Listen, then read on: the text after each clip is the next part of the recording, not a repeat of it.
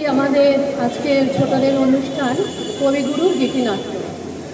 কবিগুরু রবীন্দ্রনাথ ঠাকুর নাটক নিয়ে যে ভাবনা প্রকাশ করেছিলেন তারই ফলশ্রুতি হল কবি রচিত গীতিনাট্যগুলি।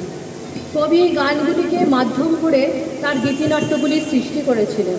তার প্রথম গীতিনাট্যটি হল বাল্মীকি প্রতিমা। কবি এই নাটকটিকে বলেছেন ইহা হলো একটি সুরনাটিকা। এরপর কবিগুরু রচনা করেন মায়ের খেলা, শ্যামা, সাপমোচন, চণ্ডালিকা, চিত্রাঙ্গদা, নতির পূজা। আজ এই সন্ধ্যায় কবিগুরুর এই গীতিনাট্যগুলির থেকে এক একটি অংশ তুলে ছোটরাও তাদের গীতিনাট্যটি পরিবেশন করবে।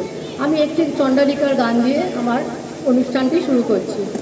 বৌদ্ধ সাহিত্যের কাহিনী থেকে রবীন্দ্রনাথ ঠাকুর চণ্ডালিকার মূল ভাবনাটি গ্রহণ করেছিলেন।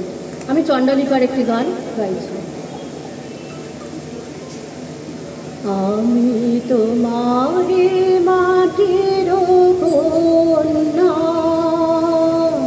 জননী বসুন্ধরা।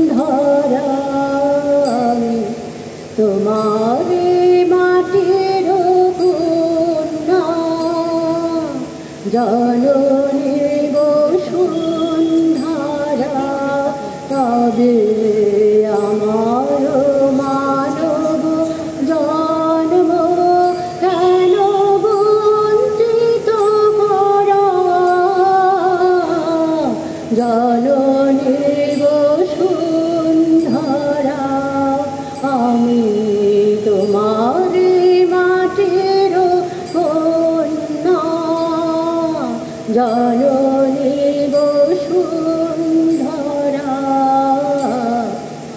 পবিত্র জানি যে তুমি, পবিত্র জন্মভূমি, মানব কন্যা আমি যে ধন্য, প্রাণের পুণ্যে ভরা। জননী বসুন্ধরা। আমি তোমারে মাটির কন্যা, জননী বসুন্ধরা।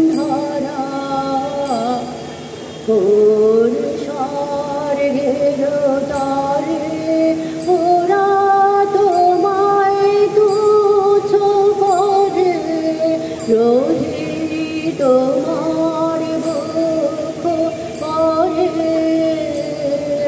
কোন স্বর্গের তরে আমি যে তোমারে আছি, নিতান্ত কাছাকাছি।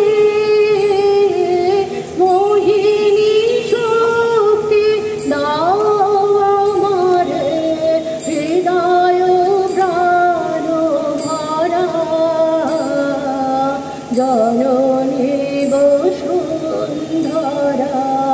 আমি তোমারে মাটির কন্যা, জননী বসুন্ধরা। নমস্কার।